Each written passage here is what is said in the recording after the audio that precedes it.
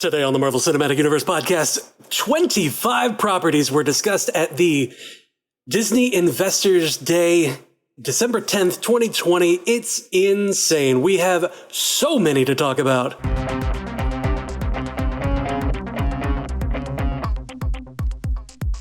Welcome to the Marvel Cinematic Universe podcast. My name is Matthew Carroll. And I'm Jeff Randall. Jeff Randall, how you doing, buddy?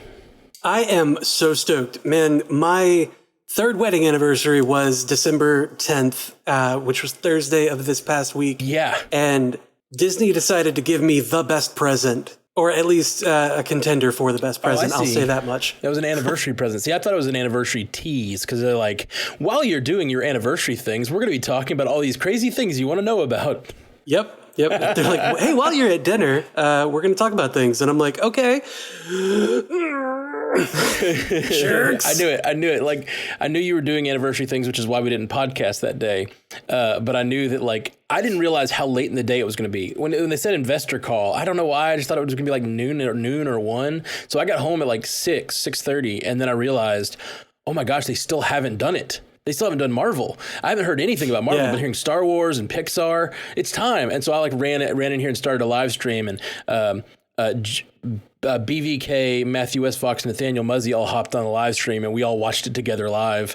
Oh man, that was fun. That was a really fun live stream. We were just freaking out at different moments. So let's just get right into it. There's so much to talk about. So very much. Ton to talk about. I think the major thing that I took away from it is, while Kevin Feige was talking, he was like, this comes out this time, this comes out that time. And like, he said it as like nonchalant as possible, but like these properties, these Marvel series, these Disney Plus series are coming out like back to back to back to back. Next year is going to be freaking sane. Yeah. It wasn't until me and you spoke on the phone yesterday that I realized how packed together all this stuff is, because there's at least 5 or 6 series in 2021 and 4 movies in 2021. Yes. Yeah. And like WandaVision is WandaVision's coming out January 15th. Well, like we knew. But he announced that Falcon and the Winter Soldier is coming out in March of 2021. Yeah. And that's crazy. If that puts WandaVision at 2-3 weeks in January, when you look at the calendar. I think they originally said 6 episodes. So we're looking at like 6 episodes, and it looks like each series is about 8 weeks apart. So you might get a week off here and there, but especially with movies thrown in, we're talking, whatever. If it's 6, say every one of these things is 6 episodes, and I don't know about all of them. Like, I don't know how many What If is, and I don't know how many Ms. Marvel is. Those might be more, but if they're all 6, that's 36 episodes of television, of like high quality television. And some of that was proved out. Super high budget television. Oh my gosh, so high budget. And then on top of all of that, there's like 4 movies. So that's 40 pieces of content. I have never been so excited to be doing this podcast, because it's going to be so connected, but it's also going to be completely jam-packed. Spaced out and jam-packed at the same time. We're not going to have any time to do any commissions. Well, no, we definitely will. We absolutely will. That's the thing, is like in the past, the reason we have had a hard time is because they'll pack everything where we're like, oh, this week we have an episode of Inhumans, an episode of S.H.I.E.L.D., and 13 episodes of Punisher. And then all of a sudden there's like a barren wasteland of nothing for 2 months. And then there's like 14 episodes at the same time. And so it's always been really hard to keep up with. And I think as a fan of Marvel stuff, I am so pumped, not to mention as a podcaster, but like we're just going to be able to all be thinking and talking about these weekly drops all 2021. Yep. Oh, it's so exciting. Like, it's such a good time to be a Marvel nerd. Especially, dude, I'm getting chills because after 2 years of being like, okay, one of my favorite things to do is sit here and speculate, but we haven't had anything new to speculate about. Yeah, like we're speculated out. God. Yeah. And I'm really ready to like dive into all this stuff. Oh, so let's get into the news. I guess we're gonna tackle them like one thing at a time, I guess. Well, yeah, I wanted to discuss schedule first. Okay. What else we got? Because we got 5 weeks until.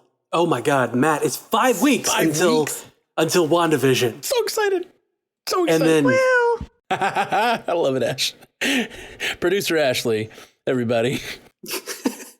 Thank you. So we got 3 weeks of that in January. If it's 6 episodes and there's 3 weeks in February, then a week off in February, and then sometime in March, Falcon and the Winter Soldier happens. Then in May 7th, we get Black Widow. Also in May, we get the Loki series. However long that is, I think we were talking about it being 8 episodes for that. He also said the What If series is coming in summer of 2021. And he did say specifically that it is an MCU property. It's the MCU's first animated property. So all of these What If stories are actually the Watcher leading us through a What If tale, that's alternate universe thing. We're getting into What If a little earlier than I expected, but like that's one of the biggest things that I took away from the What If story is that like it's an MCU property, but it's the MCU multiverse property, right? It's like it's the Watcher looking at these actual multiverses that exist in the same multiverse as the MCU does, which means these crossovers are possible. Stories from this, especially with some of the other announcements going on with Multiverse of Madness, like all this stuff could be easily connected back to the MCU. These actual what ifs could be a thing. Like we could get live action shots in Multiverse of Madness. They could be scrolling through the multiverse in whatever form they scroll on whatever multiverse iPad they have. And they can just be like, oh, look, there is a live action Haley Atwell fighting as Captain America or whatever. I'd swipe right on that. I would swipe right on that, Didn't they confirm that Chadwick Boseman would actually be, it's his voice as the T'Challa? Yeah. I don't think they mentioned it in the thing, did they? Well, he said all the live actors in the MCU are reprising their roles with their voice in What If. Wow. I heard people talking about that, but I'm surprised they didn't specifically mention including Chadwick Boseman in his last performance. Like, that's huge. That's crazy. It's gripping. Really gripping. After summer 2021, or I guess during summer 2021, we're also getting Shang-Chi and the Legend of the Ten Rings. That is July 9th, 2021. I can't believe Shang-Chi, which I think is she. It's she, right? We've been saying Shang-Chi, I think. Shang-Chi. I think that Paul Happy actually said it is. Are you going off how he said it? Yeah, how he said it. Because I think some people were like, no, he did not say it right. Oh. But that's just my I'm out. Thank you. Thanks for your input, Ashley.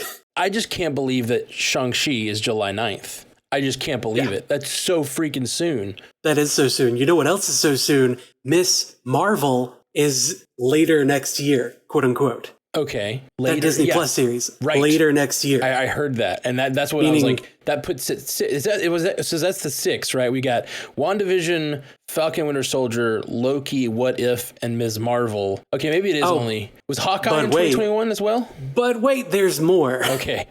Eternals is happening 11/5/2021, November 5th, 2021. Okay. Spider-Man, the Spider-Man 3 is December 2021. He didn't say what date, but December 2021. And then he said Hawkeye, the Hawkeye series is late next year. So yeah, that's 6. He emphasized late next year. So I'm thinking, watching this in video form, which we're live streaming, and it's also going to be on YouTube.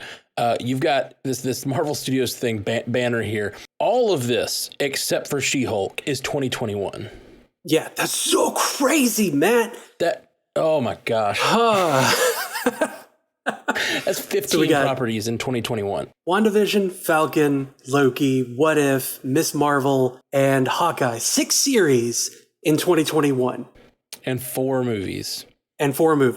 Like, it's just been so long. I feel like I am so starved for Marvel content. And it has been so long since we've seen anything on screen that I can't even imagine getting a new movie right now. Like, it's been so long since we got a new Marvel movie that I don't even know what it's going to feel like to watch it. Yeah. And like, back in the day, we used to wait 2 years between every sequel of every property was that way. It was like you watched a movie, then you waited 2 years, and that's what we've done. But we had gotten so spoiled, and now they're going to drop us like directly from like, I don't know, frying pan into the fire isn't even the phrase, because we're like on the shelf directly into the fire because we haven't seen a movie in so long, and now we're getting full into all of this. Okay, so any other schedule notes you wanted to point out? So that's all next year. That's all like immediate next year. But then also, Doctor Strange Multiverse of Madness is March 25th, 2022. Thor 4 is May 6th, 2022. That's less than 2 months apart. Wow. Black Panther 2, July 8th, 2022. They're not recasting T'Challa for that, but it's like that's the schedule note, so it's 2 months there. And then he said he didn't give a release date on Captain Marvel 2, but said it's in the works. He said that She-Hulk is in the works. Or no, also 2022 was the Guardians of the Galaxy Holiday Special with James Gunn writing, directing that, and they're shooting that during the shooting of Guardians of the Galaxy 3, which is coming out 2023. So those are the things that we have absolute dates for. Captain Marvel 2 will be November 11th, 2022. Okay, 11/11/2022. He didn't say it in the presentation, but I'll take it. Wow. Jeez. So that's, again, 4 movies in 2022. Woo! That's so crazy. I'm guessing this is just going to be the new normal. And I have heard people talk about there's some discussion of a Loki season 2. Is that true? Have you heard this anywhere? We talked about that on the cast a few weeks ago. Yeah. And that they're already starting, or they're going to start working on season 2 of Loki. That's right. That was next year. That was on the podcast that I do. I didn't just hear it somewhere. So it's a reliable source. So reliable. I heard on some podcast that this was happening. Is that true? Yeah, we can confirm. Ours. I also heard that on a podcast. Yep. Not only did you hear it, you spoke it into existence. You recorded that. To be fair, it was you that spoke it into existence. That's fair. I just listened to you. Okay, so let's get into. We're gonna, I guess, go down the whole list here and talk about what we know about each of these movies and what that means. Sure. Yeah, I'm down. All right, let's do it. It's gonna be a day. Wandavision is up first, I guess. Wandavision is up first. Oh, look at that beautiful Wandavision logo. That is such a logo, man. By the way, let's just mention this. We're going to drop episodes of the podcast all week this week. We're recording them all today, but we're going to be dropping them basically every day because we're going to do this episode, which is kind of a general talk about them. Then we're going to do a breakdown of the WandaVision trailer, a breakdown of the Loki trailer, a breakdown of the Falcon and Winter Soldier, and a breakdown of the What If trailer. So we're going to have so if you're listening to this, join us all week. We're going to be talking about all of these different trailers, and we're going to be like kind of a frame by frame like we like to do. I'm so excited about all of these trailers. It's so crazy. So it was a hell of a day. So we'll have lots to talk about on WandaVision. But what are the sort of basic tenets of what's going on? The basic tenets of what's going on? What do you mean? Like of what's going on in the series? We've talked about this. We could talk about it more. I'm so down. Yeah. We absolutely can. So the biggest thing. I'll just go ahead and throw it out. The biggest thing that I feel like I learned from this trailer is, you remember a couple weeks ago I said, who is the next Thanos? And I said it could be Wanda. I feel like this trailer, okay, so we've got people on the outside of this bubble, right? And they're yelling like, right. Wanda, who is doing this to you? Is something they keep, and they yelled. They're yes, like, who's doing this to you? It came through the radio. Yeah, and the truth is, we, at least as comics fans or whatever, like we kind of know this. We know who's doing this. We know who's doing this. It's her. This is her. So they're thinking she's an Avenger. She's one of these people that saved the world from Thanos. And they're like, Wanda, who has you captured? And no, this is her capturing all these people. And like, then this moment that looks so inspiring, where it's her and Vision coming alongside each other, and they're like, we're gonna do this. We're gonna save the world. Or this is our home. This is our home, and we're gonna let's fight for it. Let's fight for it. That's it. This is our home, and we're gonna fight for it. Like, that's them fighting.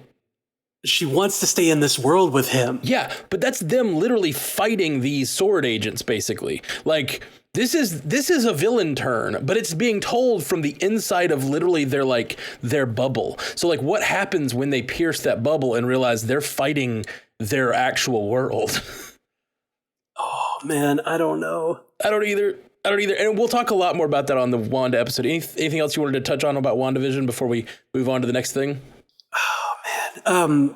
Feige had said that we're going to meet in this series grown-up Monica Rambeau. Yeah. Right? So we're going to meet her there, and then she's going to show up in Captain Marvel 2. Yeah. And that really says to me, like, if you're coming into contact with Wanda, especially in this sort of scenario, there's a strong chance that that some sort of something could happen to your person and potentially make you into a superhero. She was, when Captain Marvel had, or rather, like, she had taken on the name of Captain Marvel in the comics at one point. But she was also like Photon, and I think Quasar was one of her names. But she was definitely a hero that used like light power. So okay, that seems to line up with Wanda. Like, Wanda could easily give her powers, especially if we're talking about a universe where it's possible that she does some sort of reverse House of M situation. What if she gives everyone in this city powers? What if she's like, we all need to fight these outside intruders. Everyone has powers now. And like, we have this weird source, kind of like they did with the Terrigen bomb in comics. Where I think it was like, what, San Francisco all became Inhumans? Oh, no, it's the whole world. He detonated a Terrigen bomb over the whole world. I thought they did a city at one point. But I digress. I may be wrong. I'm not the comics knowledge guy. But the thing that this ties into me, like, Monica Rambeau is going to be in Captain Marvel, but then also Wanda is going to be in Multiverse of Madness, and then they just keep tying this in. Then Ms. Marvel, who's going to be introduced in her own series, is also going to be in Captain Marvel. Yep. So like, all of these things are so connected. This is our dream. This is what we wanted. Effing dream, man. This is what we've been wanting forever. I'm so excited. The big takeaway here is that WandaVision, a TV series, is going to be directly affecting a movie, Doctor Strange, Multiverse of Madness. Or not just that, but multiple movies. And then you've got Strange is going to be in Spider-Man. So yeah, just crazy, man. The events from WandaVision are going to be directly affecting the Spider-Man 3 movie and Doctor Strange in the Multiverse of Madness. He said that Elizabeth Olsen is currently in London filming for Doctor Strange Multiverse. Like, I can't handle the excitement, man. Yeah, dude. I can't. This is excitement on a level that, like, I can't even like process with the amount that they are doing here is just insanity. It's just insanity. I have to pop in. I'm popping in. Yeah, please. America's Chavez, who can kick star-shaped holes into the multiverse and take people into different realities. What? Yes. And makes you see how they're going to tie all these weird multiverse movies together with WandaVision to Spider-Man, with all their craziness that's going on, which is going to be multiverse stuff too. Like, can't get enough. Okay. Right. Can't get enough. I feel like we're gonna get like a young Avengers versus the multiverse. Like, that's gonna be like a movie coming soon, you know? Because they're building so many of these characters they're introducing are very young, and they're also introducing multiverse in so many different ways in this whole thing. So that's another great point, Ash. Ant-Man and the Wasp, Quantumania, is going to have Quantumania. That I guffawed when I saw that was the title of this movie. Quantumania is quantum in front of everything. Perfect. So good. They lean into that so hard. I love it. They literally did that. We got confirmed that Jonathan Majors is going to be Kang the Conqueror. I thought that was confirmed. Well, no, it had been confirmed, quote unquote, but like, we finally got his face over the name. Kevin Feige saying it, like, it's that puts it in stone. You know? It's kind of like you hear all these rumors, but if it comes out of Kevin Feige's mouth, then it's gospel. Yeah, these are the texts that we will be pointing to. Yeah, it's his lips to my ears. Our new MCU cast scriptures have been released for the next year or whatever. Whenever someone says, "Oh, this is happening, right?" and we're like, "Nope, Kevin Feige has not mentioned Andrew Garfield. I'm sorry, he has not made the proclamation." Kevin Feige said unto me, "Thou shalt eat of my Groot." Oh, gross. I don't like that at all. All right, it's time to get into multiverse. We are one property down. One property down. One property down, and what, 20 to go or something? Something like that. Oh my God, man. So Doctor Strange and the Multiverse of Madness. We call her Mom. We call it Mom. Yes, Mom. I'm most looking forward to this film for Raimi reasons. Oh, yes. We get Raimi being in charge of it is going to be so exciting for that. But like, it almost feels like this is a trilogy, right? With WandaVision being the first one in the series, like the establishment, and then Spider-Man 3 kind of being the second one in it, and then Doctor Strange Multiverse of Madness being like, are the results of it on our world and like the lasting effects, so to speak. I kind of almost though, I kind of feel like the What If series is also going to be that. And the Loki series is also going to be that. Yeah, it's all that. And I feel like it's almost impossible to talk about these individually because there's so much going on. So throw out some of the actual... so connected. Yeah, exactly. It's all so connected. What are some of the other little things we learned about Multiverse? Are there anything new? America Chavez. Yeah, America Chavez. We got confirmation that Chiwetel Ejiofor as Baron Mordo is coming back. And Dr. Palmer is coming back. Maybe they'll actually give her something to do. And Benedict Wong is coming back as Wong. He has to. Yeah, he has to. He's got to pay Doctor Strange back for that sandwich finally. Right. He's got some more rupees to give him.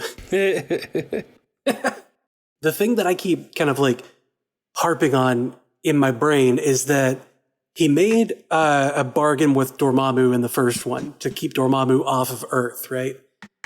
But that was because the Time Stone existed, and that was kind of the nuclear deterrent, so to speak. The chrono deterrent? Temporal deterrent? Right. Anyway, and that's gone. That's gone now. That was destroyed. But in WandaVision, when in that trailer, there was several images of the Mind Stone. Right. That like it seemed like there was a shot where like the Mind Stone's light that it was giving off was shining on her face. So she's like somehow interfacing with the Mind Stone, even though it's gone. Or creating a new one is kind of what I was thinking. Or creating a new one. Which, does she have the power to create Infinity Stones? Like, what does that mean? Matt, she has the power to create realities. Right. Come on. Like, she contains multitudes of Infinity Stones, possibly, you know? Yeah, she could birth new Infinity Stones from this world. Right. Of course, the Mind Stone is the one that was created her, so maybe she just has special abilities around the Mind Stone, but still, it's just crazy to think that she could be birthing a Mind Stone, you know? Right. Well, even if she does make the Mind Stone, then there's got to be some way, like, there's got to be, that sets a precedent for the rest of the stones to be reconstructed in some way, right? Absolutely. The same thing with Captain Marvel too, kind of. Yeah, same thing with Captain Marvel for the Tesseract. That's true. She has powers from the Tesseract. Does anyone else have powers from those stones? I guess Doctor Strange spent a lot of time around the Time Stone. I don't know if that gives him any powers relating to it. Yeah, but he's got the multiverse at his fingertips. It was his most powerful weapon, as Thanos put it. Yeah. He's got access to the multiverse, so you know he's got it all basically. Oh, that's true. He can go get a stone from any universe he wants. Yeah. Let's see, who else? What if she recreates Quicksilver? Oh, I definitely think that's a possibility. Yeah. I mean, she's gonna want if she found that she can create Vision again. Once she realizes what's going on, like, then she's going to have this choice to make where she just has to decide whether, like, she's going to keep fighting for this world that she's creating and creating the world the way she wants it, or if she's going to give up, I guess, and not do this, which I don't know. Based on that trailer, it looked like she's really ready to go all in. Yeah. I think it's fascinating that they have Agatha Harkness, who's an actual witch from, like, in the comics, she's like a witch from the Salem witch trials. Like, she has a familiar. She's very powerful. So the fact that she's even there has me very excited. Yeah, and Agatha Harkness was also, like, she was introduced as the nanny of Franklin Richards, right? In Fantastic Four. And the mother of Nicholas Scratch. Yeah, yeah. Oh, man. So I'm okay. Lots of directions they can go with these characters. Oh, man. Okay, so WandaVision, I feel like the big thing with Multiverse of Madness was the America Chavez announcement, which I've heard a lot of theories about over the months since all this has been going on, but that's really, really big. Yeah. For the continuation of the use of the multiverse. Like, if she continues to be a character going forward, which she's a young character, I doubt they're going to lose her anytime soon. This multiverse is going to be a persistent part of this storytelling. Ashley, correct me if I'm wrong. America Chavez was called Miss America, right?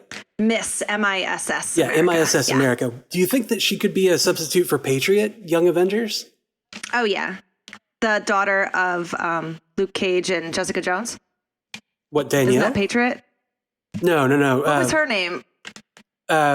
No, Patriot was the kid who was the son or the grandson of the first Captain America, the quote unquote Captain America in Young Avengers. Oh, I kind of hate that because I love the idea of that character showing up, Patriot. Yeah, I mean it's I kind of hate that we lose that that ability to have that sort of tested on black soldiers story. And like he was the one that survived, and like I am that legacy, right? But like he got a blood transfusion from his grandfather, and that's how She-Hulk came about. Was she got a blood transfusion from Hulk, from Banner, her cousin, her cuz, and so like I don't know, that kind of makes it too easy, and that's too much like blood transfusion or blood donation, whatever, like there's too much of that. Right. It starts to feel a little tropey if they do it over and over. Yeah. Well, so I think America Chavez absolutely is going to fit into this Young Avenger paradigm in some way, for sure. Like if they do a Young Avengers movie, she's there. We've already got so many possible Young Avengers that they're setting up in this timeline. Man, and like we knew that Avengers was a thing, but we didn't know they hadn't announced Avengers the movie in 2008 when Iron Man came out, right? So like, well, he said, "I want to talk to you about the Avenger Initiative." Right. So and we lost our minds. Right, but we knew they were looking at a team, but we didn't have a movie announced for like 2 years after that, right. Or maybe even 3. I don't know when they announced Marvel's Avengers, but like 2000 that didn't come out until 2012. So like we didn't know it was going to be a thing. And I feel like that we're in the same situation where they're going to start sprinkling in these characters. And then once we fall in absolute love with, Stature and America Chavez and Kang and whoever else, then they announce a Young Avengers movie and it's got this lineup and we're like, oh, all these characters that we love are going to be in a movie together. And it's going to be the same sort of excitement, Okay, let's get into... it's going to be that same thing. Falcon and the Winter Soldier. Okay, Falcon and the Winter Soldier. My God, that trailer blew my freaking mind. Me too, man. Me too. Oh my God! Just the quality. That scene where he is coming through the canyon. We talked about it on the cast a long time ago, where when he's on the going through the canyon, it looks like really good special effects. But that was before I knew all these explosions were going to be around him, and he's dodging and weaving through these like boulders that are falling. It just looks. It looks really, really amazing. Really amazing. It really does. So I'm so on board. I'm pretty sure we got shots of, you saw that super dark city that was like neon lights. I'm pretty sure that's Madripoor. I don't know what that is, but let's talk about it on our let's talk about it on our shot for shot. Talk about it on that one. Save it for the other cast. Save it for the other cast. Yeah, we've got a lot of casting to do this week, and all these ones that we have trailers of, we're gonna dig in pretty deep. So let's just kind of cover the. I don't even know what Madripoor is, but you'll have to tell me about it. Okay. So I don't know that we necessarily learned anything new from that trailer. the tone, the special effects being as amazing as they are, but also the tone of keeping that relationship between Falcon and Winter Soldier, where they're just like sniping at each other. They're nipping at each other. Yeah. That was so they're good. Just chirping. That was so good, right? It was. So my good. God. So we didn't really learn anything else. So let's move on to Black Widow, which we just basically learned a release date on, right? We knew the release date. It was May 7th. Right, but we got it confirmed that it was theatrical, which is a big deal. It was confirmed theatrical. It's not going to Disney Plus immediately. Ugh.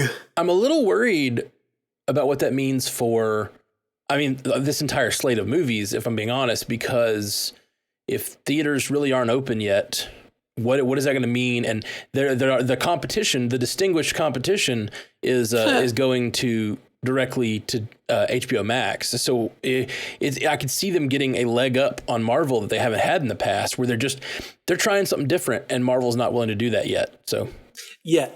They better put it in the movie theater because someone's going to be in Nashville for that release. Oh, that's right. How close I'm going to be with you guys. Oh, that's right. Yeah. That's right. We really need to go see that together in Nashville. That would be some like a PandaCon. Yeah, PandaCon. Straight up PandaCon, baby. PandaCon. We got to try to put that together. We should really look at scheduling that, since it's like 5 months away. Yeah, my problem is I think I have shows a lot of those weekends, but we'll talk about that. We'll talk about it offcast. We're doing to do something. I'm definitely coming to Nashville to meet Ashley, if nothing else. But we should definitely get some sort of big thing together. Because, we're all in different parts of the world. And you guys let us know. Oh, yeah. In May of this year, we're also going to try to be in Nashville, if nothing else, for a big meetup, and hopefully to do some things together. Maybe go see Black Widow together. Hopefully we can all have vaccines by then. Yeah. Like, we need to be front of the list. We have a PandaCon to throw. Yeah, get your healthcare workers, your nursing home, then the stranded pandas. Yep. Like, isn't by their very nature they're stranded and not really near people? Just shut up. We're trying to be, though. We're getting together. We've been stranded long enough. It's all your fault. You have to fix this. Okay, so Black Widow's coming to theaters. Loki. That same month. The Loki series. The same month. I cannot believe they're dropping it that fast after that movie. Oh man. And he said that the Loki series is going to be a crime thriller.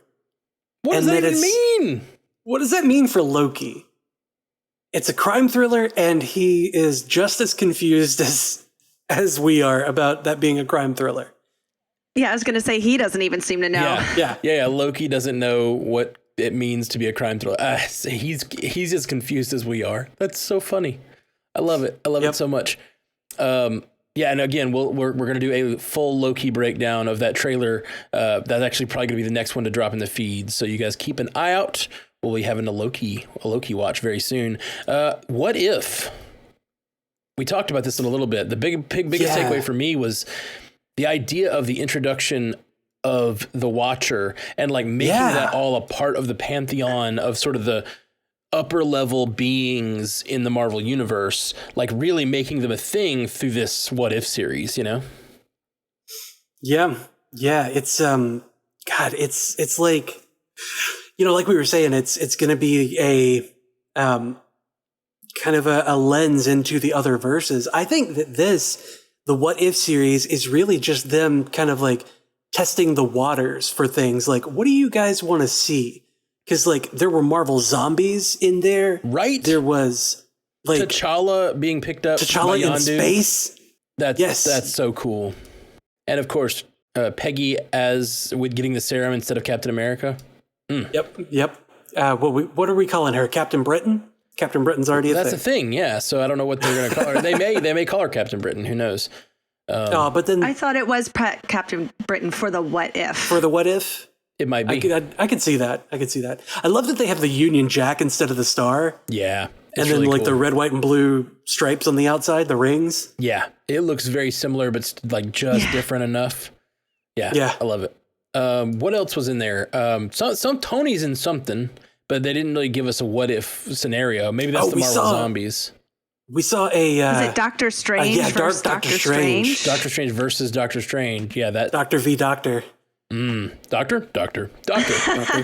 Doctor, you concur? No. Doctor. All right, so What If looks awesome. We're going to do another trailer breakdown of that and just talk about every shot by shot because that's how we do around here. But then we also heard about Shang-Chi. What did we learn about Shang-Chi?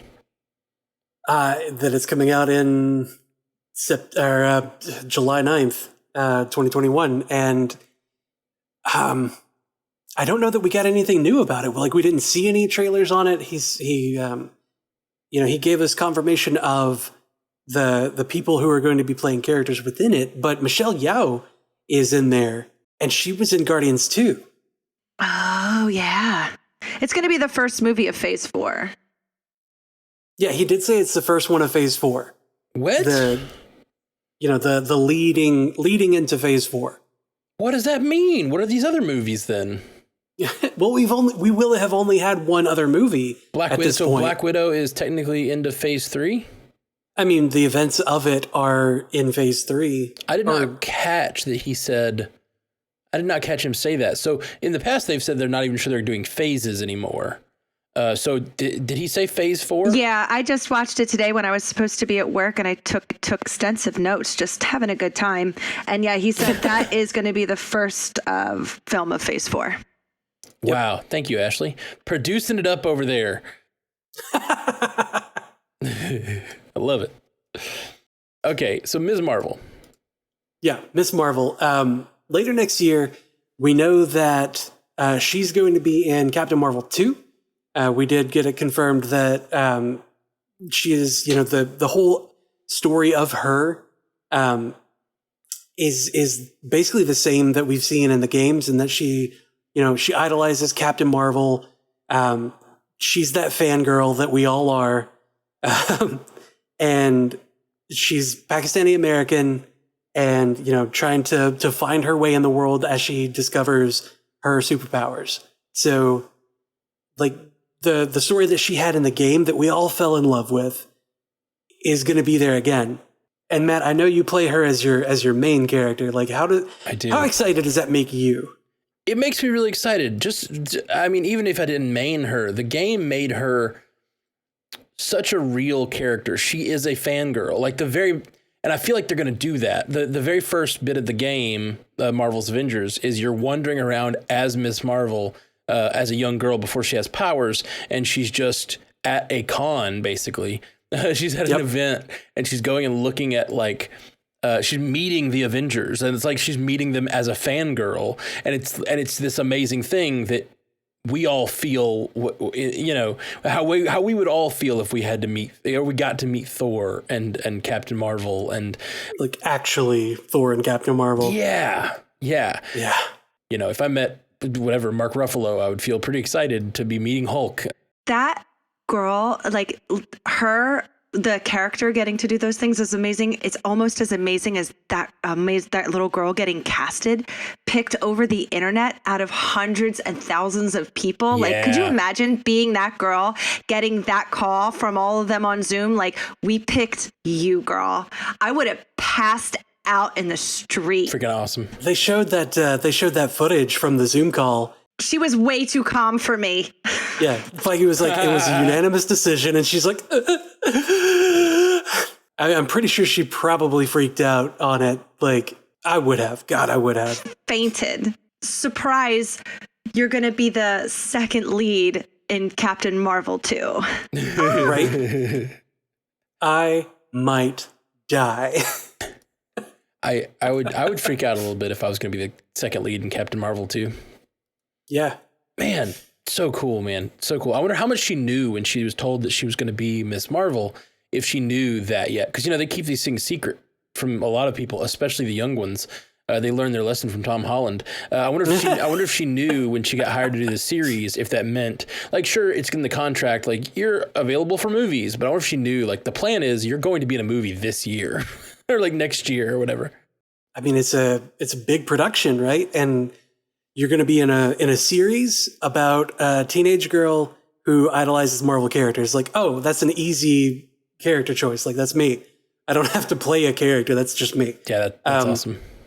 And then you're following that, you're going to get superpowers. Cool. Yeah, sure. like, okay, so I'm my own superhero. That's really awesome. But then you get to be in a movie with one of those characters that you idolize. Like, which leads us to our next thing. I might die. Captain Marvel 2 was announced, which is that's the big thing we're talking about here, is the fact that Ms. Marvel is going to be in that.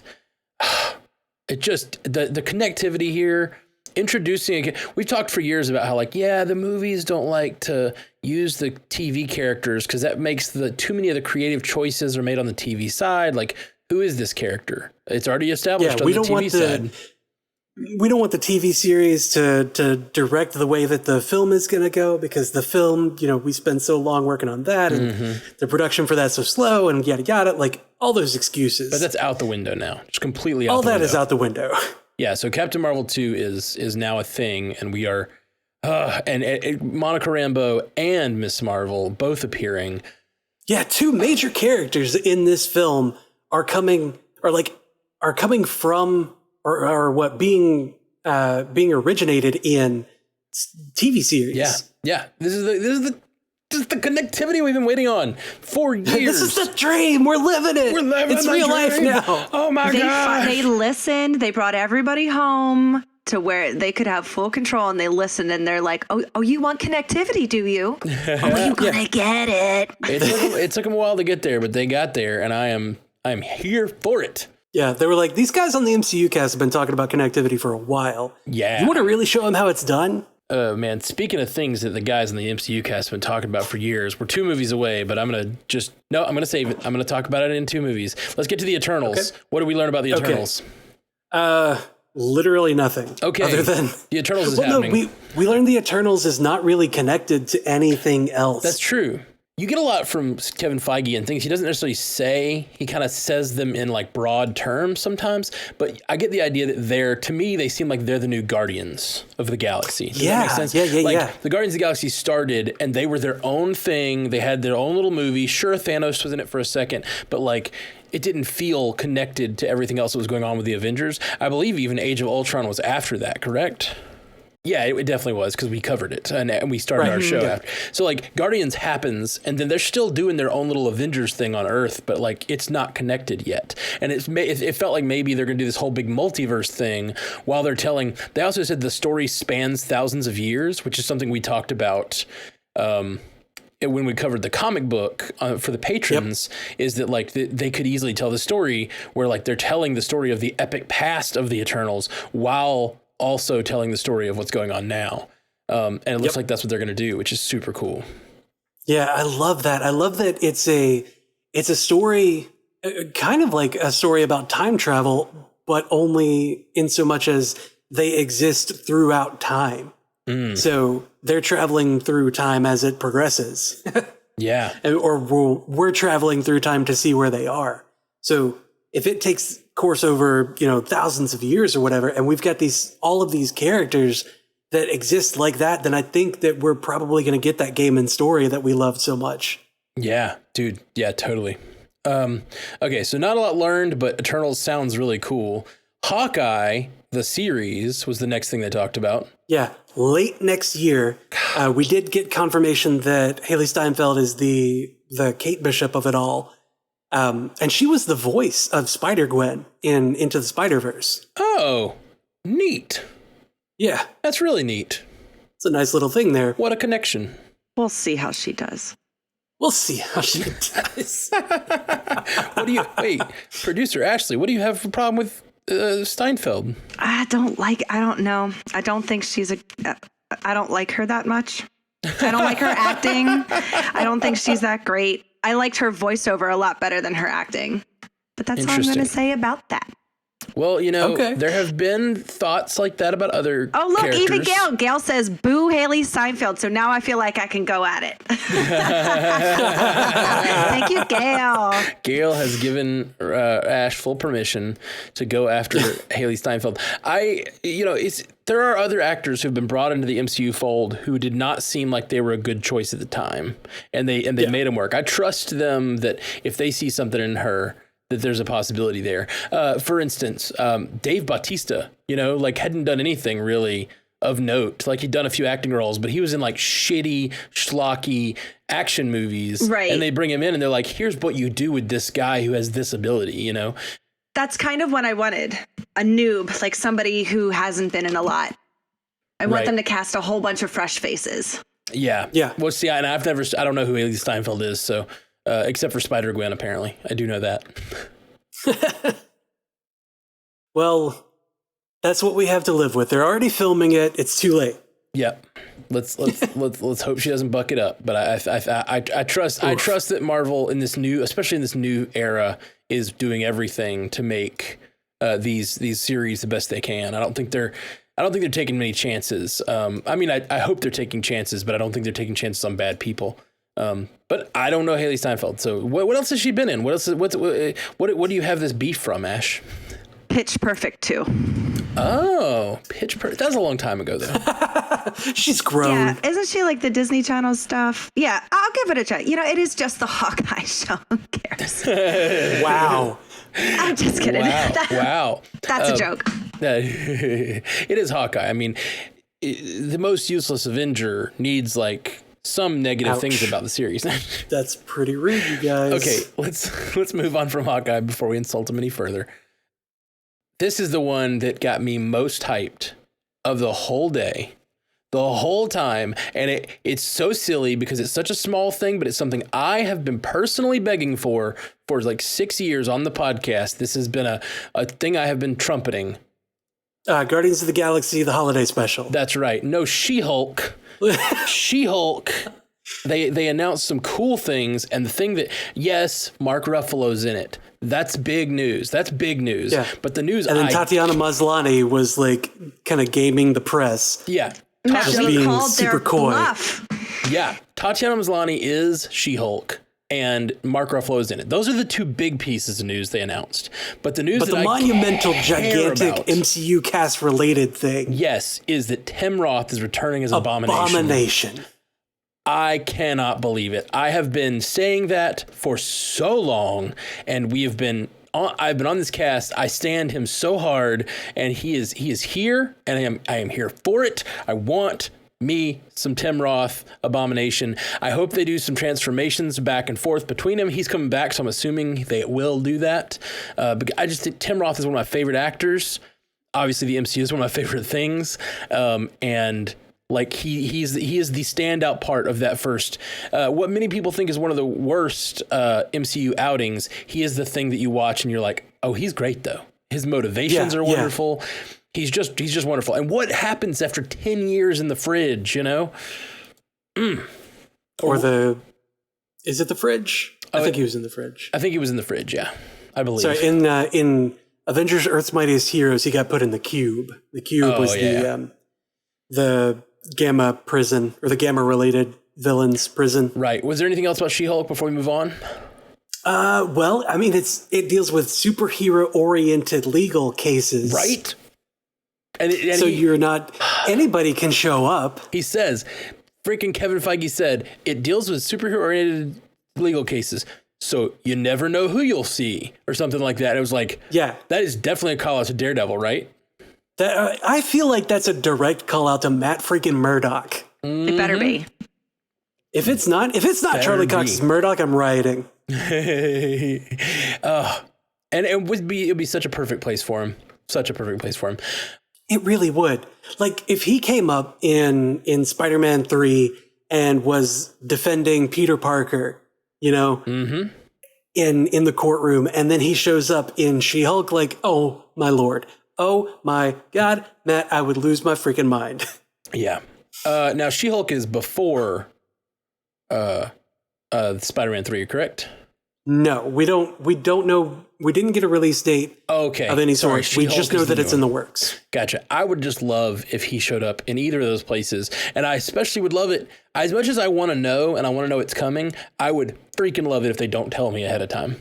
And he's just there, and I would just like lose my mind in the middle of a TV show. Like, I love when a show can do that to me, where I'm just absolutely losing my mind during the show. And I want that real bad. So next up is one that sounded super interesting. Moon Knight. Moon Knight. What all did we learn about Moon Knight? Well, I mean, I don't know that we necessarily learned anything other than they're leaning into the dissociative identity disorder. Yeah. Yeah, like each of them will be their own unique characters. They're leaning into the Egyptian iconography and Egyptology aspect. They are. He said that they're going to be playing with it in different ways, in new and different ways, which I am super excited. The potential with this character is so awesome. Yeah, for sure. Like he mentioned, the feel of it is going to be different in that it's going to be similar to Indiana Jones. Oh yeah, that sounds super interesting. And yeah, like just the focus on Egyptology and I don't know, it just sounds like they're really going to do a good representation of what's in comics. And the little bit of Moon Knight I've read, that just sounds very much like Moon Knight. I love it. I'm super excited. And I wonder how adult that series will be, because I feel like Moon Knight's kind of adult in the comics. Oh yeah, he's super brutal. It's what I'm worried about, it being on Disney Plus.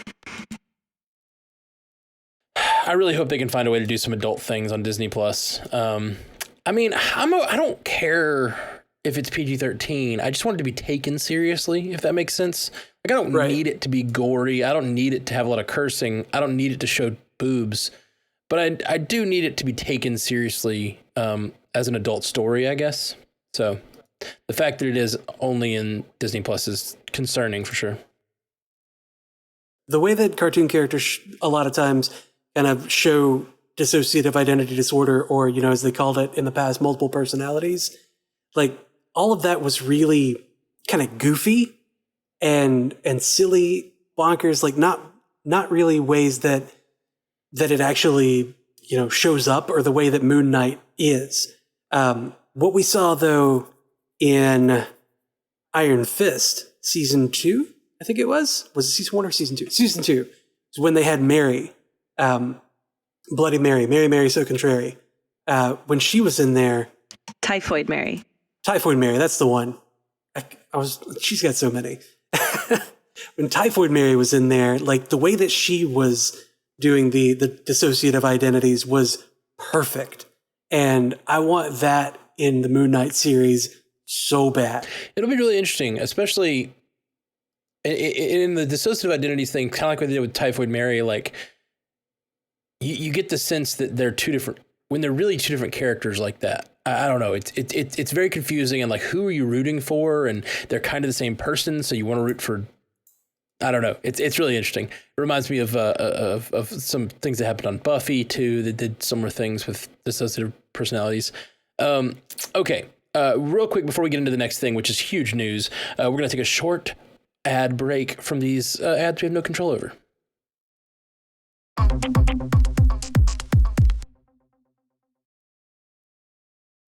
And we're back. We're back. We're back. The next thing that we're going to talk about here, which is one of the few things that they announced that was completely unknown to us. Actually, most of the things coming up now are things that were, gosh, I'm looking at the list here, and there's like 5 or 6 more things, and almost none of them were announced before yesterday or before Friday. And this is a huge one. Secret Invasion. Secret Invasion, Matt. I've been saying it.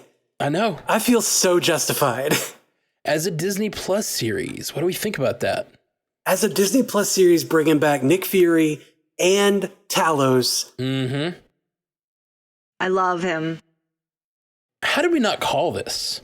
Like, we've been discussing what a Nick Fury show would be. And then we know for a fact he's on a ship with a bunch of Skrulls. And like somehow we did not even connect that Disney Plus series that they're going to make with Nick Fury would be Secret Invasion. I just assumed Secret Invasion would be a movie, I think. I never thought. You did. You guys thought it was going to be Captain Marvel. Like we I think back before. Way back when? Like last year, you guys thought it was going to be probably, if it wasn't Captain Marvel 1, it was definitely going to be Captain Marvel 2. Remember that scene where Loki appears as Captain America for a minute in Thor 2? I think it was. Yep. I could totally see them like having cool cameos like that with like, you know, they're trying to track down all the Skrulls and they end up fighting a version of Captain Marvel or a version of this or that. You know what I mean? Like trying to fight. Mm-hmm. How cool would that be? And it wouldn't even have to really conflict with the movies because they're not actually those characters, but they could be like Skrull versions hidden throughout the world. Man, that's so much fun. Okay. Yep. So we don't really know much about it, but we know it's coming to Disney Plus. That's huge. Next one is one that's been speculated about endlessly over the years, but I didn't know it'd be coming this soon. And that's Ironheart. Ironheart, Riri Williams, man. Yeah, great comic character that takes on the mantle of Iron Man basically after his I guess like apparent demise. The apparent demise, a successor to Iron Man. Yeah, Dominic Thorne is the lead in Riri Williams. In Ironheart, and in the comics, she like dismantles reverse engineers one of Tony's old suits and makes her own. And she eventually has like her AI in the suit is Tony. So wow, yeah. So she gets that kind of like that bump, that thrust, that boost from having Tony on her side. Well, we've talked about in the past the fact that they could easily bring Tony back as an AI. I wonder if they will. Take a bet on it right now. On this, our first like live streamed podcast, which is we're hoping to make a normal thing. We'll be able to look back and go, "What did Jeff think?" Do you think they're bringing? I think 100% he will be an AI. As Robert Downey Jr. will be an AI in Ironheart. I think that Robert Downey Jr. will be an AI, if not in Ironheart, then in Armor Wars. See that's the next thing on the list here is Armor Wars, which is in the comics, it's where Tony finds out his suits have been co-opted by a bunch of villains, and he has to go kind of fight to get his armor back. But in this, it's being led up by Rhodey. So to me, this is just them showing that like this little segment of the MCU going forward, there's going to be this like storyline where there's going to be two people kind of carry on the. I guess my point is I would not be surprised if Riri Williams is in Armor Wars. Oh, absolutely, 100%. She's going to be there. Like, you know how often you see the two heroes fight each other for a second, then they join forces.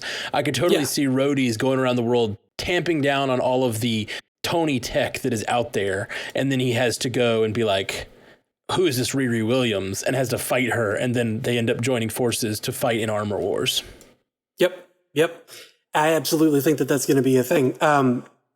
The idea that I'm, the kind of like idea engine that I have in my head, that's churning them out, is that with Armor Wars, Tony Stark is dead, so all of his tech that exists in the world is likely being either co-opted by the government, stolen by various people, or just somehow getting into the wrong hands. Very much Spider-Man 1 of, it's stolen in transit sort of thing.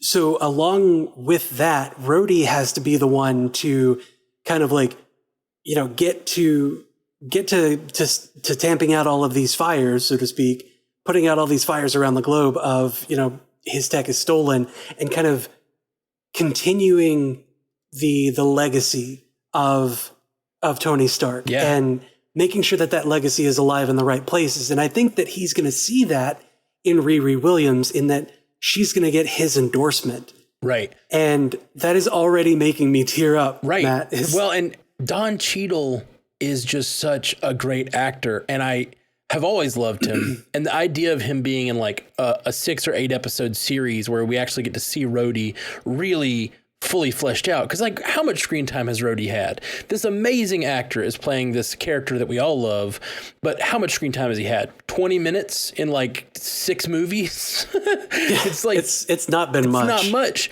And like, finally we're gonna get like hours of Don Cheadle as this character, and I'm so here for it.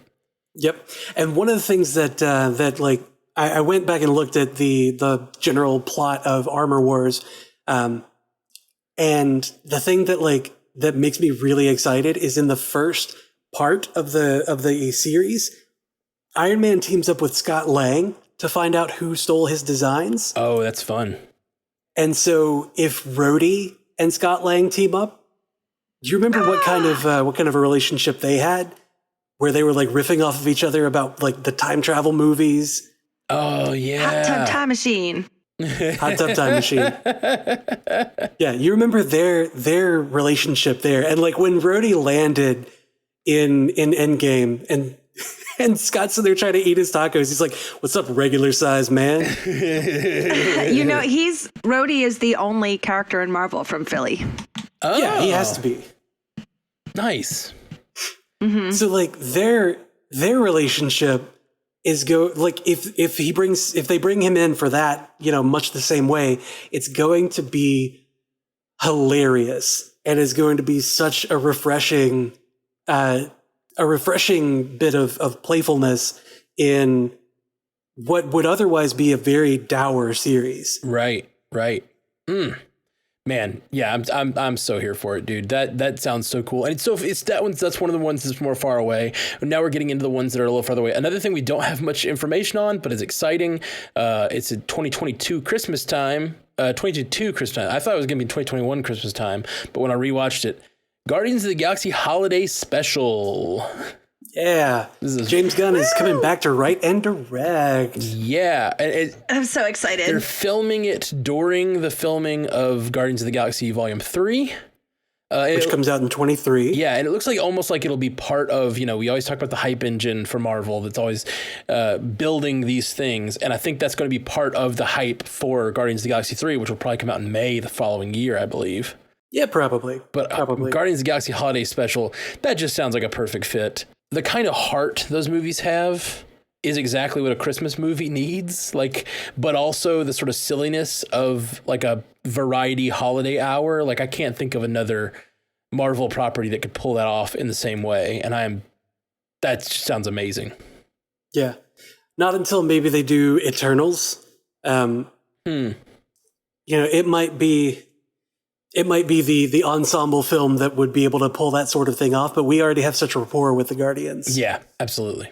Speaking of rapport with the Guardians, I Am Groot. I Am Groot. A series of shorts. So the way I'm seeing this, what they're doing is they're going to have a Guardians of the Galaxy Holiday Special. Then they're going to, I'm guessing, right after, they're going to start dropping these Groot shorts every few weeks leading into a Guardians of the Galaxy Volume 3, and the hype train will just be insane looking towards these movies, because these will be little series, but everyone's going to be a little advertisement for this coming movie, Yep. Disney is working at like full tilt advertising machine. Yeah, they're their own hype train at this point. Yeah, with content, though. It's not going to be like constantly advertising. It's going to be like making good content. I love it. Oh, yeah. The content is the hype train. Yeah, it's great. It's great. I love it. We didn't learn much about that, but we did learn a big piece of information about the next one. Thor: Love and Thunder. Your boy Thor. My boy Thor. My boy Christian. Your boy Christian Bale is going to be Gore the God Butcher. American Psycho himself returns to villainy. Well, it sounds like you guys are both really excited about this. Tell me what you think. I don't know anything about God the Gore Butcher. Gore the God Butcher, really. I don't need to know anything about. I mean, I know a little bit about him from. I can't remember a lot. Jeff will have to fill you in, but I love Christian Bale. I mean, he's just one of my top actors. Ever since Newsies. Get your papers. Got it fresh off the press. Wait, are you seeing the Broadway version? You're seeing the Broadway version. I am. That's not the one Christian Bale's in. No. It's just my Broadway style voice. I don't think that song's in the Disney one. Didn't we establish that Ashley's from the 20s? That's true. You see? Christian Bale's going to just drop all these hammers on top of Thor. He's not going to know what to do, But is he the character that pretty much starts taking out, explain him, Jeff. Yeah. Okay, so Gore the God Butcher was just a paltry man on a planet, and he prays to gods hoping that they'll save him from save his planet from this particular, I think it's a plague that's stricken them. Anyway, they don't answer. And so he loses faith in the gods and is like, if they are so powerful, why do they let us, fall into darkness the way that they do? So he goes and starts hunting down gods of the various pantheons and starts killing them. And he eventually gets a sword that is able to like pretty easily slay gods. And when Thor and he are fighting, like Thor goes to investigate after like, I think Balder was targeted. Anyway, he's fighting Thor and Gore is saying, how is any god worthy? Like, how do you call yourselves worthy if you don't help everybody in the universe? Yeah. Well, that's so cool and philosophical. It's the classic question of how can God be all powerful and benevolent and not and bad things happen? It's the problem of pain, Right. And part of that though is when like he says that and that kind of sticks in your mind. Later in Marvel Comics, Nick Fury is fighting what was it? Original Sin was the storyline. He was fighting Thor on the moon and the blue part of the moon, whatever. Fury whispers to Thor that Gore was right, and the hammer, the Mjolnir, the hammer just drops immediately. Oh, wow. And Thor cannot pick it up anymore. Whoa. That's when Jane is able to pick it up, and Jane becomes the mighty Thor. Is that the one where Jane has cancer in that one? Yeah. She's really sick? That was the Jason Aaron run of the mighty Thor. She had cancer, and every time she wielded Mjolnir to turn into Thor, it made it worse. So she has to balance, it's heartbreaking. Her growing cancer with having to save the world. The responsibilities of a god, oof. Yeah. That's rough. Man, that sounds like there's so much pathos there. The story of Jane you just talked about, but also combining that with Gore the God Butcher, who starting it out as a story about a man whose planet is dying. It reminds me of a Thanos type where you kind of see where he's coming from. He lost his people, he lost his planet, and now he's on a mission to do a thing that he feels like is very important, even though it's so important to him that he's willing to hurt the innocents. That's huge, man. That's real cool. Okay, yeah. So Thor: Love and Thunder, that's looking freaking awesome. Couple last ones we don't know much about. We got Blade.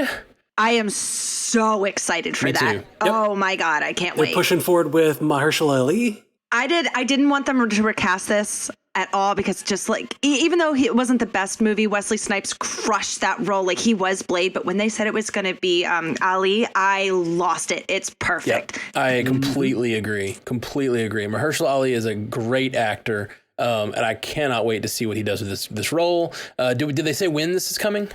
They did not. They just said they're pushing forward with it, and they'll be talking about it more in the coming months. Okay, cool. All right, next thing we got here is Ant-Man and the Wasp, my favorite title of the night, Quantumania. You guys just put quantum in front of everything?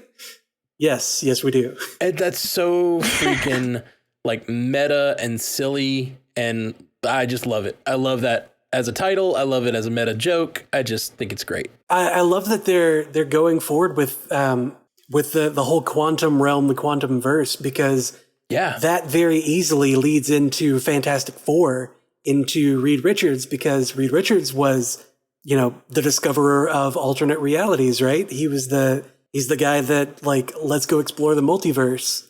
And Hank Pym doing work in the quantum realm and quantum, related things, putting quantum in front of everything. If he's your quantum scientist, that's very easily leading straight into him and Reed Richards having I'm the smartest person in the room competition. Yeah, which we haven't really had a good one of those since Avengers 1. So I'm excited to see that sort of, let's call it brain measuring contest. I don't know. Right. Okay, so Ant-Man, just Quantumania. We know very little about it. Just that's a great title, and it's very in line with the sort of like tone of those movies. It made me laugh out loud. I loved it. Yep. And this is big news. We have talked about it a lot on the cast. What are they going to do about Black Panther? Black Panther 2 is announced. They are not recasting T'Challa. Yep. July 8th, 2022, and they are not recasting T'Challa for it. I feel sad to lose the character of T'Challa, but I feel like it's the right thing to do. Yeah. In my heart, I can't think of anyone else doing that role for a while. And so I think it's a good call to move on to a new character. Yeah, I mean, his sister took up the mantle in the comics at one point, so that tracks. There is precedent for it. Absolutely. God, that was just such a devastating loss to the MCU. Yeah, I have a feedback for that. Actually, I'll just say that one now from Stevie Pooh. We got a message from Stevie Pooh. As much as I love the character of Shuri, there are some storylines for the character of T'Challa, such as his romance with Storm and rivalry with Namor and Atlantis, that we may not see. I was thinking a definite possibility is M'Baku taking the mantle and living these storylines. As great as Shuri is, I'm not sure how much of a warrior she is like M'Baku. I think they need that dynamic. Ashley out. Thank you, Stevie Pooh. I'm definitely in agreement. I think those storylines would be really interesting, and we've got so much possibility for them coming soon. But I do think there's still possibility there. I mean, who knows? Shuri and Storm could have a great love story. I think Shuri could do it. I think Shuri could definitely do it too. And Shuri could have those that same relationship with Namor as well. I think Shuri will have to grow as a character if she's the one that steps up. But I think M'Baku could absolutely do. We just don't know who's going to be the Black Panther. The way Feige talked about it, it's going to they're going to try to show a lot of care to all of the other characters that were introduced in Black Panther 1. So who knows? We still don't know what they're going to do. There's still lots of speculation to be had over the next couple of years while this movie's in production. But what do you think? Who's the new Black Panther, Jeff? Oh man, I can't. This is one of those speculations that I don't want to make. Right. Because I don't know. There's precedent for Shuri from the comics, obviously. But M'Baku is so charismatic and fun. Yeah. The way that he is on screen, he's just, I love him. Yeah, I agree. But Shuri and Atlantis, right? Shuri's tech in Wakanda versus going to Atlantis and seeing that place and being like, oh yeah, well, you got underwater tech. I guess that's cool, That would be cool. And that would be a neat having a little bit of a rivalry there. Well, that's the thing is it's called Black Panther 2. And I definitely think they're going to choose a new Black Panther at some point, but it may not be right away. We could just have this sort of be Black Panther legacy, what is his legacy and what does he leave behind? And how does Wakanda function in his absence, Yeah. Yeah. Having seen Angela Bassett with that white hair in the first Black Panther and seeing her in the same scene as M'Baku, and he's such a big, imposing kind of person. That doesn't fit the motif of Black Panther, in that Black Panther's super agile and quick. Not to say that he couldn't be, but he's such a big dude. Right. I think that juxtaposition of Queen Mother being on screen and him being so large, or even if he was the ruler of Wakanda and he married Storm, and Storm was this small, delicate, but controls the storm kind of lady. Seeing him have to be this gentle giant with her would that would hit me in a very personal place, because my wife is 5 foot tall and I'm 6'2". Yeah. there's that same difference in size that they would have there. And I would love that. That would be so much fun to see, like, him be this gentle giant with her and so loving and everything. Yeah. See that. I've got reasons for either one of them to be Black Panther, to take on the mantle. Yeah, I agree. I think it could absolutely be a thing. Okay, the last thing, huge news. Everything is so huge. Everything is so huge, but this is one of the biggest things we've been waiting on.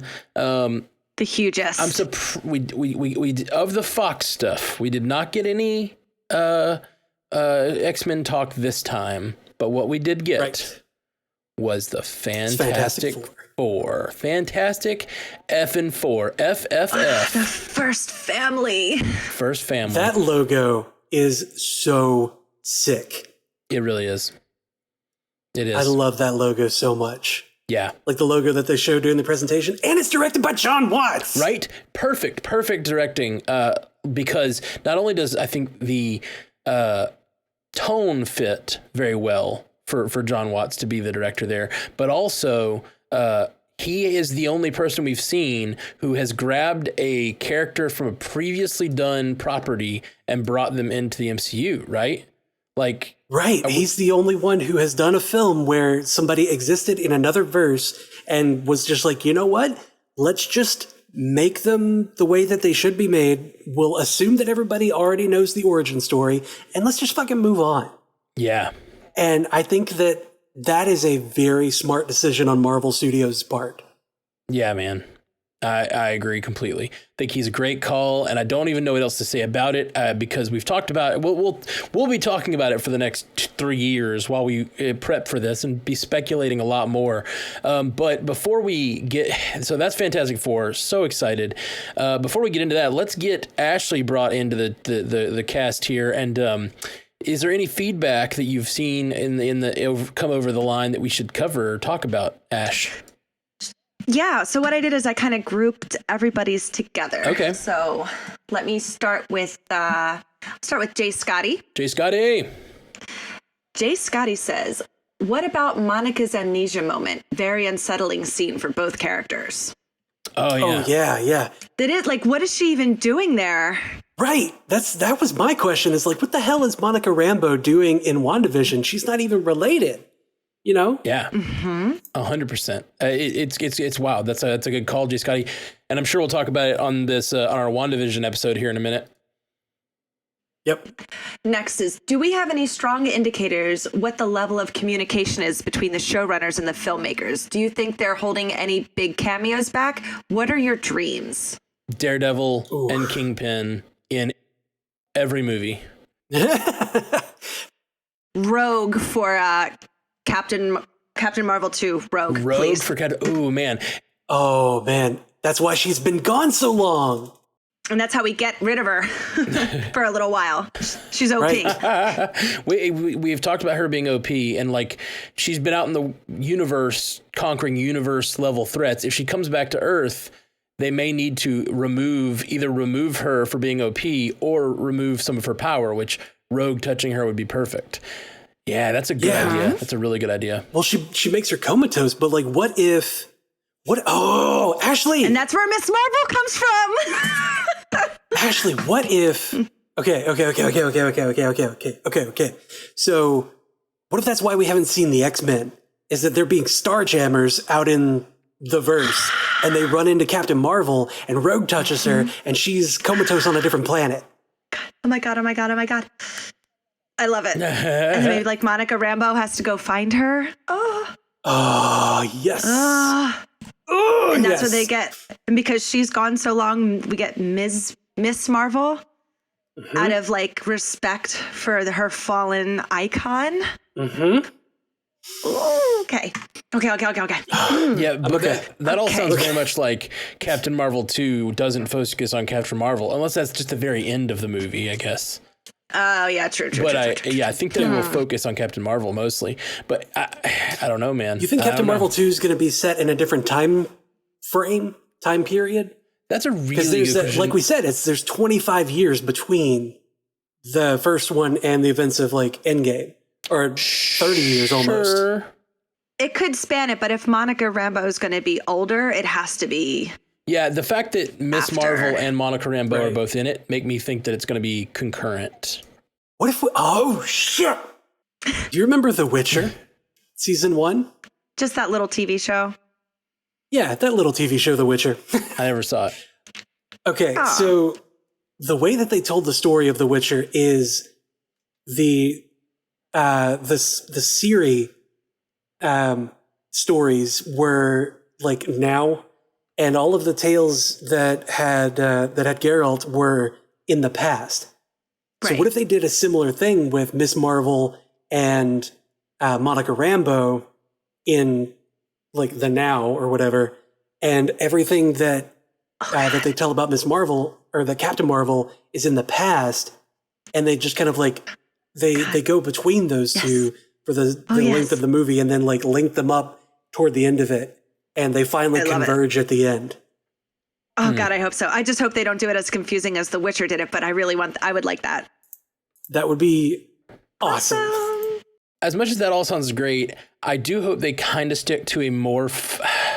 I love experimental, but they did something so experimental with the first Captain Marvel that it was hard to connect to the character for me. And so like if they do too many like out of time, I don't want them to do a disservice to the Captain Marvel character by not letting me connect with her. Yeah, I want to get to know her. So anyway, any other feedback we got over there?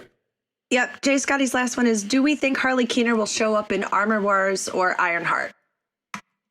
Ooh, Armor Wars. I say Armor Wars. Armor Wars.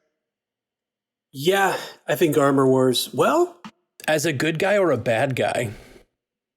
Who knows? Probably a good guy. Maybe? I don't know. Rhodey's like tracking down all the bad guys who've got his tech. So like Maybe he just has a little bit of tech there. Yeah. What if he's the channel to lead to Ironheart? Like, what if he's that conduit? Like, she's his neighbor or something, and they're best friends. Like and yeah, I love it. Yeah. Yeah, like he had some leftover stuff from the suit in Iron Man 3, and like they're in the robotics club at school together or whatever. And she's Harley the one and that's Riri are actually friends. really good at it. Yeah. Or he's the tech. He's one of the tech guys for her as a superhero, you know? He's the guy in the suit. He's the guy in the chair. He's the guy in the chair. He's the guy in the chair. He's the guy. Yeah. He's me Guy in the today. chair. Guy in the chair. We got We're doing great, guys. Other feedback? We're mapping out this whole thing. I have about 6 more sentences, so let's run through this. Daniel Muzzy says, do we think Monica is part of SWORD? That's a really good I question. don't think so. Why not? I don't think so. I think the way that she showed up in the first trailer, like being thrown and then like going through the bubble or whatever and landing, and everyone converging on her and having guns drawn on her, like all the agents of SWORD looking at her with guns drawn on her. I don't think that she's an agent. Well, unless they don't recognize her yet. Yeah. That may be the case. Like I'm leaving room for that, in that they don't recognize her until she's just like, what the hell? Yeah, she's dressed differently. She went like, because the question is, why is she there? So like, what if Right. What if she's there because she went in as a SWORD agent to try to disrupt things and then ends up getting caught up in the fantasy or whatever? And we know her mother's military. She has all this background. So like, you could totally see her being a background with Captain Marvel, which puts her like possibly knowing about all the space stuff. Like, you could see how she would be a SWORD agent and how that might get her tied into this thing. Yeah, it could. It's a possibility. I think that she could just be living in the town that Wanda goes to and starts having this. Like, I think that she's going to envelop a town in a bubble, and everybody in that town is going to be caught up in it. Okay, and I like that. And that Monica is just going to have been living there, because she's grown up now or whatever. And she gets thrown out of it for some reason. Yeah. Okay. I don't know. Well, they're defending it, right? Like, maybe that's the thing. Maybe she is a SWORD agent. Maybe she starts to break through the mind defenses, and then they're having that conversation. And Wanda's like, "You're here to destroy us," and she throws her out. And then Monica wakes up on the other side, like, What just happened? okay, guys, I went in to try to stop this thing, but we're trying to contact Wanda to see if we can help her, but she's the problem, you know? Yeah, it could be either way. It could go either way. Yeah, for sure. Well, let's get the next thing. Okay. The next thing is from Nathaniel Muzzy again. Do you think we're getting Mephisto? There's a lot of speculation about that with Agatha Harkness. And that could also tie into Multiverse of Madness, possibly, with and the kids, dimensional stuff. Yeah, I think it's very likely that we will get either as a pull in the strings behind the scenes character, or a character that's directly responsible for WandaVision stuff. Yeah, I think we probably are. I don't know. Like, okay, so I like Mephisto, right? Because of the history with his essence being the reason that the two kids got created, his tie to Agatha Harkness. Do you think, though, that they might kind of mix him up, or not mix him up, but kind of combine him with Nightmare, since we're leading into Doctor Strange? Ooh, yes. And she's just like, she's in that verse dreaming. And like we hear in the trailer, like, Wanda, who's doing this to you? Like, she's talking in her sleep, right? Like, she's writhing in her sleep and she's being asked who's doing this to you. Yeah. But it's a dream. And it's Mephisto / Nightmare, like Mephisto, the Lord of Dreams, maybe, whatever they want to call it. And like, there's history with Doctor Strange and Nightmare being in contention. Like, he fights against him. I don't know. That could be part of it. I don't know. Yeah, I like it. I don't know. I feel like them combining characters is short-sighted at this point, though. Yeah, but they've done it in the past. Yeah, they definitely have. But the problem is they are using up characters at a breakneck pace at this point. Yeah.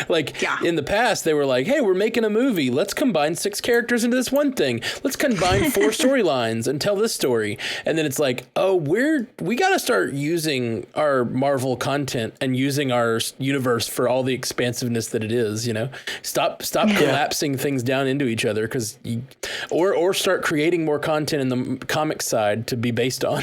Right. Well, like, if you've got several people who are roughly the same, who have like 1 or 2 issues that they showed up in, like a quick run, and like they never are seen again, it makes sense to kind of, combine them into similar characters. Sure. Sure. I still don't like that Hela and the Enchantress got mixed together. Right. Yeah. Like, Enchantress and Scourge was such a great juxtaposition of like big brute, delicate lady. Like, that's so fun for Thor to deal with. And it's your particular fetish. We get it. I know, but speaking of Hela, Nathaniel Muzzy says, in the comics, Scourge gets his sword from a fallen god. Maybe he gets his sword from Hela? Question mark? Could be, because it was the Ebon Blade, and all of her weapons are like super darkness related, or looked like they were like made of obsidian. Yeah. Obsidian. I just like that word. That's a good idea. Good idea. Yep. And then his last one real quick is, what if they use Skrull tech to do the transfusions, setting up super Skrulls as well? Oh, ooh. I like it. Everybody gets a transfusion, right? That's how She-Hulk comes up. You get a transfusion. That's how America Chavez comes up.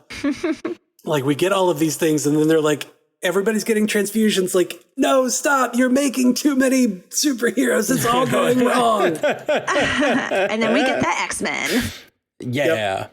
Okay. Jake says, breaking news, Jamie Alexander is coming back as Sif for Thor 4 and will make appearance in Loki. Oh, yes, I did see that. Oh, didn't have it in the doc here, but yeah, that's big news. I'm really excited to see her back. Yeah. Yeah. I need some explanations as where exactly she's been during all this, because we kind of needed her. She was on that show Blind Spot. She's been in a bit of a blind spot here lately. Yeah. But ooh, good reference. Okay, and then Jake also asks, so do you guys think that we will get the real Mandarin with the 10 rings? Yes. I think they confirmed that. All I wanted to do was say Mandalorian, and I was having a hard time with that. Yeah, I heard it. I heard you go in that direction. Yeah. Did they confirm it? I don't remember them confirming. I think that had been confirmed like a long time ago whenever they announced it. I only believe in the words of Feige, Jeff. Paul says Tony Leung is confirmed as the Mandarin in Shang-Chi. Yep. Okay. Yep. Exactly. All right. Tony Leung. Leung? There it is. There we go. From the words I'm of not gonna Feige. try. I'm done. I like it. Well, thank you, Okay. Producer Ashley. This has been great. We're trying a new thing with an experiment here where we live stream the cast and you kind of handled the chat. We appreciate you very much, as always, when you're over here on the casts. And this was super fun. Thanks, guys. This was different. You put a lot of faith in me. I'm not usually the computer girl, but I think I got it. I think I got it this time. Yeah, I think this worked out really well. You were a super solid girl in the chair today. Just call me Karen. All right, guys. Well, that is it for this episode. Thank you for joining us. We'll be back very soon. We'll be dropping an episode almost every day this week with more trailer talk for Loki, WandaVision. We got a lot of cast this week, so stick around. Peace. Until next time, true believers. Bye. Thank you for joining us for the Marvel Cinematic Universe podcast, available everywhere you get podcasts, and now a video version streaming live on twitch.tv/strandedpandatv and available at youtube.com/strandedpanda. And if you'd like to learn more about all of our other podcasts, geeky projects, and ways to support the network, visit strandedpanda.com.